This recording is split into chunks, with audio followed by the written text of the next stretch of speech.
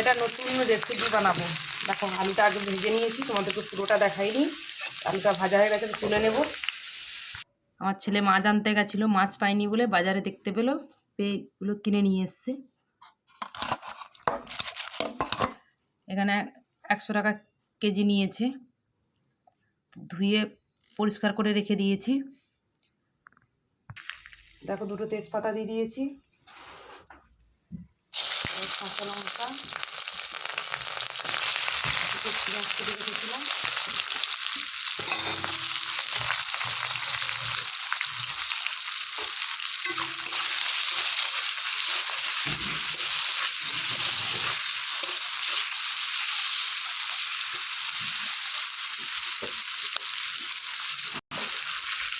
এই পেঁয়াজটা এরকমভাবে আমার ছোটো ছেলেই কেটেছি।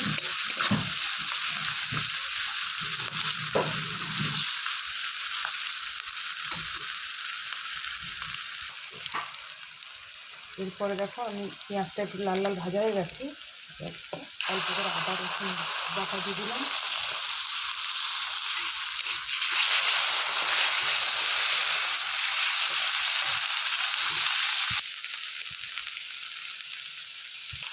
এরপর দেখো টমেটো কুচি, সামান্য লঙ্কার গুঁড়ো, যেহেতু কাঁচা লঙ্কা দিয়েছি আমি, হলুদ, জিরে পাউডার, সামান্য একটু জিরে ছিল এটা দিয়ে দিয়েছি, সামান্য জল দিলাম।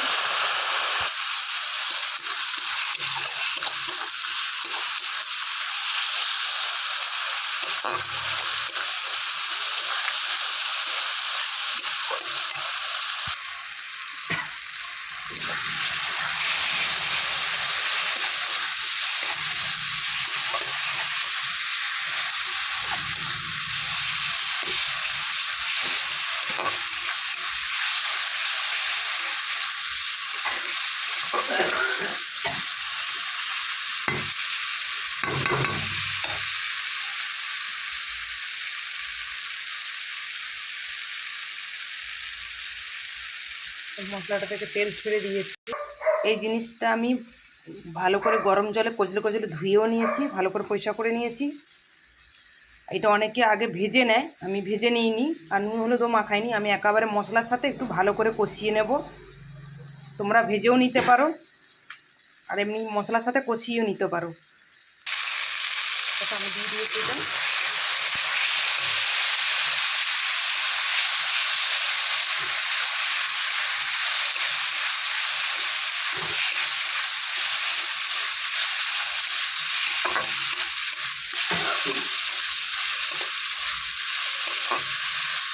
এটা সবাইকে ডাক্তাররা খেতে বলে। এটা যে তোমরা জানো পুকুরে হয়, পুকুরে, নদীতে, সব জায়গাতে হয়, মিঠের জলে এটা মোটামুটি হয়। এটা ডাক্তাররা দেখবে সবাইকে খেতে বলে, আর খাওয়াটা ভীষণ দরকার। আমরা ছোটোবেলা খেয়েছি, কিন্তু আমি বড় হতে কোনোদিন খাইনি। আমার ছেলেরা খুব পছন্দ করে এটা।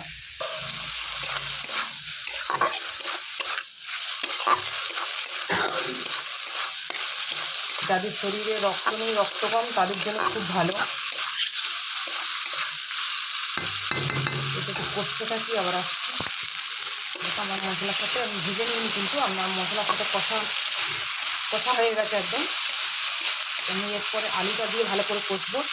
এটা অনেকে তেলে ভেজে নেয়, তো তেলে ভেজে নিলে কী হয় বলো তো, চামড়ির টাইপের হয়ে যায়। সেই জন্য আমি তেলে ভাজলাম না। যেহেতু আমি গরম জলে, ফুটন্ত গরম জলে ভালো করে একবার ফুটিয়ে ভালো করে কষলে ধুয়ে নিয়েছি, তার জন্য আমি ভাজলাম না। আর তোমরা মশলার সাথে কষিয়ে রান্না করবে, দেখবে তো কোনো গন্ধও করবে না, আর খেতেও খুব সুন্দর লাগবে, চামড়ি চামড়ি লাগবে না।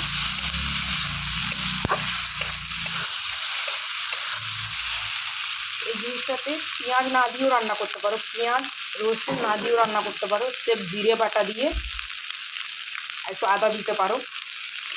যদি বাচ্চাদেরকে ঝোল করে খাওয়ানো যায়, বা বয়স্ক মানুষ, সবাই খেতে পারে। এটা কোনো খারাপ জিনিস নয়, চোখের জন্য খুব ভালো, শরীরের জন্য ভালো। এই জিনিসটা। আর আমার ছেলেরা খুব ভালোবাসে, আমার ছেলেরা যখন আরামবাগে তারকেশ্বরে ছিল, যেখানে ছিল তার বিষয়ে ওরা সবাই খেত, তাই আমার ছেলেরাও খাওয়া ধরে গেছে ওখানে থেকে।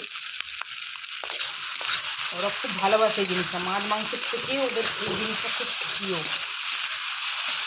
তোমরা পেঁপে দিয়ে, কাঁচকলা দিয়ে এই জিনিসটাকে রান্না করতে পারো, জিরে বাটা দিয়ে, ভালো লাগে খেতে দারুণ।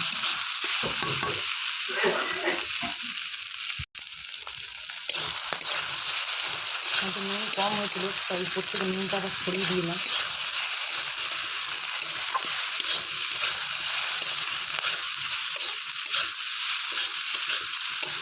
আমার ফোনটা তো গরম হয়ে গেছে ভিডিও বানাতে গেলে,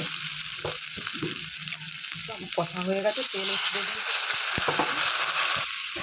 তোমরা যতটা ঝোল রাখবে পরিমাণ জলটায় দেবে। আর এটা সব থেকে বেশি যেন মাখা মাখা দারুণ লাগে, কিন্তু রুগীদের পক্ষে একটু ঝোল ঝোল খুব ভালো।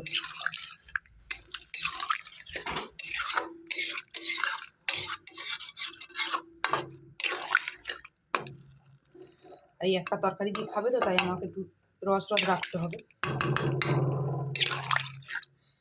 আমার বড় ছেলে আবার একটু রস না হলে ভাত খেতে পারে না, আমার শুকনো শুকনো ভাত একদম খেতে পারে না বড় ছেলে।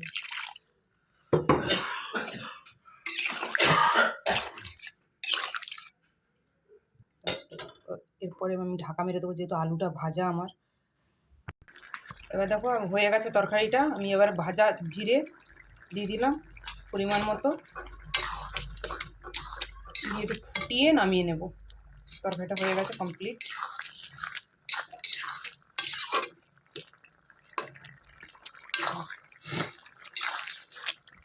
এবার ঢেলে তোমাদের কাছে পরিবেশন করে দেখাবো।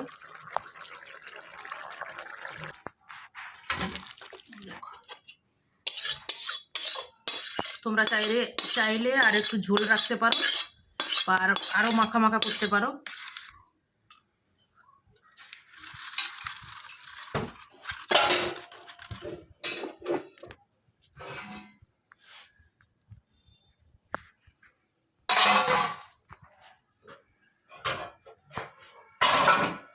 ভিডিওটা ভালো লাগলে লাইক কমেন্ট শেয়ার করে দিও।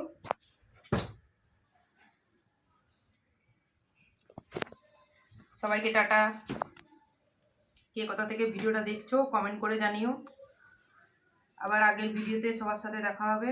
ভিডিওটা দেখার জন্য থ্যাংক ইউ সবাইকে, অনেক অনেক ভালোবাসা গোপাল সোনার তরফ দিয়ে। টাটা।